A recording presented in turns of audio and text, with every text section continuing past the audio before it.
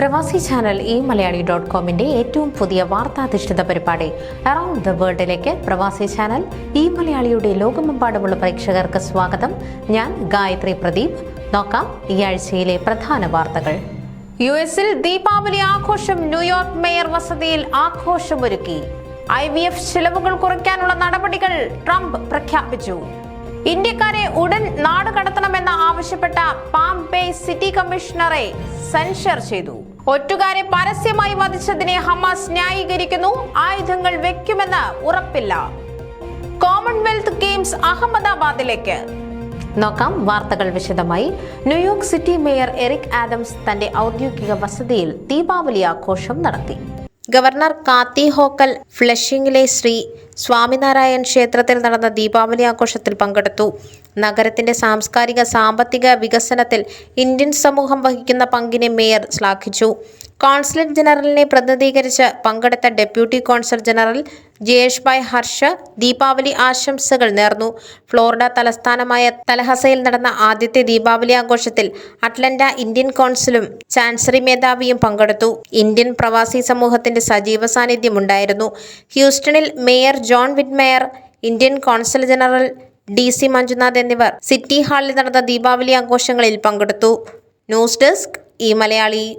In vitro fertilisation നടത്തുന്നവർക്ക് insurance ലഭ്യമാക്കാനും മരുന്നിന് വില കുറയ്ക്കാനുമുള്ള 2 നടപടികൾ പ്രസിഡന്റ് ഡൊണാൾഡ് ട്രംപ് വ്യാഴാഴ്ച പ്രഖ്യാപിച്ചു.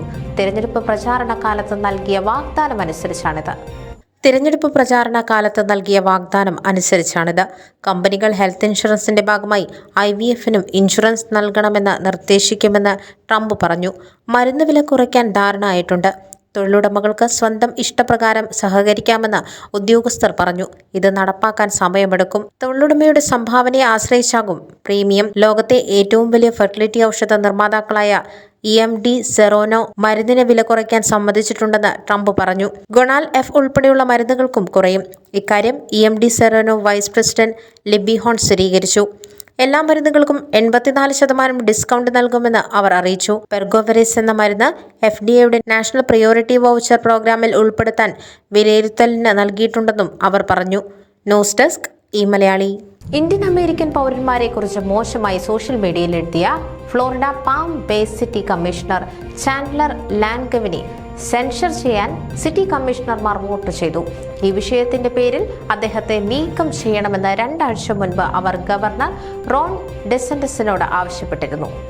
പല വിഷയങ്ങളിലും വിവാദമുയർത്തിയ ലാൻഗവിനെതിരെ നടപടിയുണ്ടായത് പ്രധാനമായും ഇന്ത്യക്കാരെക്കുറിച്ചുള്ള കുറിപ്പിന്റെ പേരിലാണ്. എല്ലാ ഇന്ത്യക്കാരെയും ഉടൻ നാട് കടത്തുക, ഇന്ത്യക്കാർ സൗത്തിനെ നശിപ്പിക്കുകയാണ് അദ്ദേഹം എക്സിൽ കുറിച്ചു. നടപടി വന്നപ്പോൾ അദ്ദേഹം പറഞ്ഞു, അവരെന്നെ വേട്ടയാടുകയാണ്. എനിക്ക് ശരിയെന്ന് തോന്നുന്നത് പറയാനുള്ള ഭരണഘടനാ അവകാശം എനിക്കുണ്ട്. എന്നാൽ ലാൻഗവിന്റെ പെരുമാറ്റം ഗൗരവമായി മോശപ്പെട്ടതാണെന്ന് മേയർ റോബിൻ മെദിന പറഞ്ഞു. നമ്മൾ ജനങ്ങളെ പ്രതിനിധീകരിക്കുന്നവരാണ്. നമ്മുടെ വാക്കുകൾ പല വിഷയങ്ങളിലും സൂക്ഷിക്കണം. ലാൻഗവിനെ സെൻഷർ ചെയ്യാൻ 3-2 വോട്ടിനാണ് കൗൺസിൽ തീരുമാനിച്ചത്. ലാൻഗവിനെ ഭാവിയിൽ സിറ്റി ബോർഡുകളിൽ ഒന്നിലും എടുക്കില്ല. കൗൺസിലിലും കമ്മിറ്റികളിലും സംസാരിക്കാൻ അനുവാദവുമില്ല.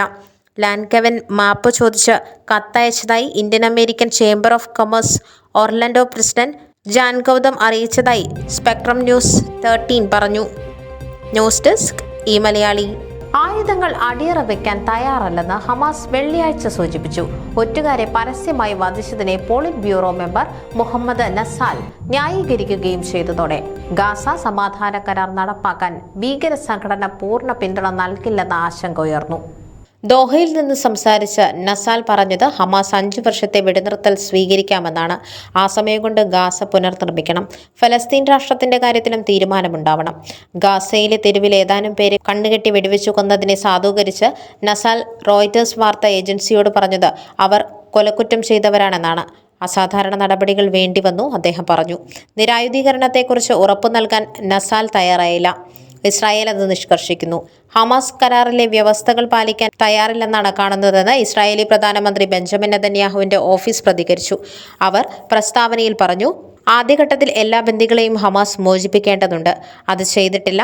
ശേഷിക്കുന്ന ജഡങ്ങൾ എവിടെയാണെന്ന് അവർക്കറിയാം. കരാറനുസരിച്ച് ഹമാസ് ആയുധങ്ങൾ വയ്ക്കണം. അവർ അത് ചെയ്തിട്ടില്ല. അതിന് ന്യായീകരണങ്ങളൊന്നുമില്ല. സമയം കടന്നു പോവുകയാണ്. വെള്ളിയാഴ്ച ഹമാസ് ഒരു ബന്ദിയുടെ ജഡം കൂടി കൈമാറി. കൂടുതൽ ജഡങ്ങൾ കണ്ടെത്താൻ പ്രത്യേക ഉപകരണങ്ങൾ വേണമെന്ന് അവർ ആവശ്യപ്പെട്ടു. അതേസമയം അതിർത്തികൾ തുറന്ന് മാനുഷിക സഹായം ഗാസയിലേക്ക് അനുവദിക്കാൻ ഇസ്രായേലിന്റെ മേൽ സമ്മർദ്ദം ചെലുത്താൻ അവർ അന്താരാഷ്ട്ര സമൂഹത്തോട് അഭ്യർത്ഥിച്ചു. ഗാസയിൽ 18 ജഡങ്ങൾ കൂടിയുണ്ടെന്ന് അൽ ജസീറ റിപ്പോർട്ട് ചെയ്തു. News desk Malayali. 20 വർഷത്തെ ഇടവേളയ്ക്ക് ശേഷം കോമൺവെൽത്ത് ഗെയിംസ് വീണ്ടും ഇന്ത്യയിലെത്തുമെന്ന് ഏതാണ്ട് ഉറപ്പായി. 2023 കോമൺവെൽത്ത് ഗെയിംസിന് വേദിയാവാൻ ഒരുങ്ങുന്നത് അഹമ്മദാബാദാണ്. 2030 കോമൺവെൽത്ത് ഗെയിംസിന് വേദിയായി അഹമ്മദാബാദ് നിർദ്ദേശിക്കപ്പെട്ടു. കോമൺവെൽത്ത് സ്പോർട്സ് എക്സിക്യൂട്ടീവ് ബോർഡിന്റെ നിർദ്ദേശം കോമൺവെൽത്ത് സ്പോർട്സ് ജനറൽ അസംബ്ലി ഇനി അംഗീകരിക്കണം. ഗ്ലാസ്ഗോയിൽ നവംബർ 26 അസംബ്ലി. ഇതൊരു ചടങ്ങ് മാത്രമാകാനാണ് സാധ്യത. അഹമ്മദാബാദിനൊപ്പം നൈജീരിയയുടെ തലസ്ഥാനം അബ്ജയാണ് മത്സരരംഗത്തുണ്ടായിരുന്ന നഗരം. എന്നാൽ കോമൺവെൽത്ത് സ്പോർട്സ് ഇവാലുവേഷൻ കമ്മിറ്റിയുടെ പരിശോധനയിൽ അഹമ്മദാബാദിന് മുൻതൂക്കം ലഭിച്ചു. 2036 ഒളിമ്പിക്സ് വേദിയാകാൻ ശ്രമിക്കുന്ന നഗരമാണ് അഹമ്മദാബാദ്. കോമൺവെൽത്ത് ഗെയിംസിനുള്ള ഒരുക്കങ്ങൾ ഒളിമ്പിക്സ് വേദിക്കുള്ള അഹമ്മദാബാദിന്റെ സാധ്യതകൾ വർദ്ധിപ്പിക്കും. കോമൺവെൽത്ത് ഗെയിംസ് നടത്തുവാൻ നേരത്തെ രംഗത്തുണ്ടായിരുന്ന കാനഡ പിൻവാങ്ങിയിരുന്നു. ഓഗസ്റ്റ് 29 ഇന്ത്യ 2030 ഗെയിംസിനായി ഔദ്യോഗികമായ അപേക്ഷ നൽകിയത്. ഓഗസ്റ്റിൽ കോമൺവെൽത്ത് ഗെയിംസ് ഡയറക്ടർ ഡാരൻ ഹാളും സംഘവും അഹമ്മദാബാദ് സന്ദർശിച്ചിരുന്നു. പിന്നീട് Commonwealth Sports vice president Sandra ഒസ്ബോണിന്റെ നേതൃത്വത്തിൽ 6 അംഗ അവലോകന കമ്മീഷൻ ഒരുക്കങ്ങൾ വിലയിരുത്തി. ഇവരാണ് എക്സിക്യൂട്ടീവ് ബോർഡിന് റിപ്പോർട്ട് സമർപ്പിച്ചത്. 2022 കോമൺവെൽത്ത് ഗെയിംസ് ബർമിംഗ്ഹാമിലാണ് നടന്നത്. 2026 ഗെയിംസ് വേദിയായി നിശ്ചയിക്കപ്പെട്ട വിക്ടോറിയ സാമ്പത്തിക ബുദ്ധിമുട്ടുകൾ കണക്കിലെടുത്ത് പിൻവാങ്ങി. ഇതോടെ കോമൺവെൽത്ത് ഗെയിംസ് തന്നെ നിന്നുപോകുമോ എന്ന ആശങ്ക ഉയർന്നു. തുടർന്ന് 2026 ഗെയിംസ് നടത്തുവാൻ ഗ്ലാസ്ഗോ മുന്നോട്ട് വന്നു. എന്നാൽ 2022 ഗെയിംസിലുണ്ടായിരുന്ന 9 മത്സര ഇനങ്ങൾ ഒഴിവാക്കി. ചിലവ് ചുരുക്കിയായിരിക്കും 2026 മേള നടക്കുക. 10 ഇനങ്ങളിൽ മാത്രമായിരിക്കും ഗ്ലാസ്ഗോയിൽ മത്സരം. Hockey, cricket, badminton, table tennis, ഗുസ്തി, സ്ക്വാഷ്, ആർച്ചറി തുടങ്ങിയവ ഒഴിവാക്കിയത് ഗ്ലാസ്ഗോയിൽ ഇന്ത്യയുടെ മെഡൽ സാധ്യത കുറയ്ക്കും. ഷൂട്ടിംഗ് 2022 ഉൾപ്പെടുത്തിയിരുന്നില്ല. ഒഴിവാക്കപ്പെട്ടവ ഉൾപ്പെടുത്തി കോമൺവെൽത്ത് ഗെയിംസിന് പൂർണ്ണത നൽകുവാൻ 2030 അഹമ്മദാബാദിൽ ഇന്ത്യക്ക് അവസരമൊരുങ്ങും. കോമൺവെൽത്ത് ഗെയിംസിന്റെ പ്രൗഢി വീണ്ടെടുക്കാൻ ഇത് സഹായിക്കും. News desk Malayali. ലോകമെമ്പാടുമുള്ള വാർത്തകളും വിശേഷങ്ങളും പങ്കുവയ്ക്കുന്ന പ്രവാസി ചാനൽ മലയാളി.comന്റെ വാർത്താധിഷ്ഠിത പരിപാടി അറൗണ്ട് ദ വേൾഡ് ഇവിടെ പൂർണ്ണമാകുന്നു. നിങ്ങളുടെ വാർത്തകളും വിശേഷങ്ങളും news@pravasichannel.com എന്ന ഇമെയിലിൽ ഞങ്ങളെ അറിയിക്കുക. അറൗണ്ട് ദ വേൾഡിന്റെ മറ്റൊരു എപ്പിസോഡുമായി അടുത്ത ആഴ്ചയിൽ വീണ്ടും കാണാം.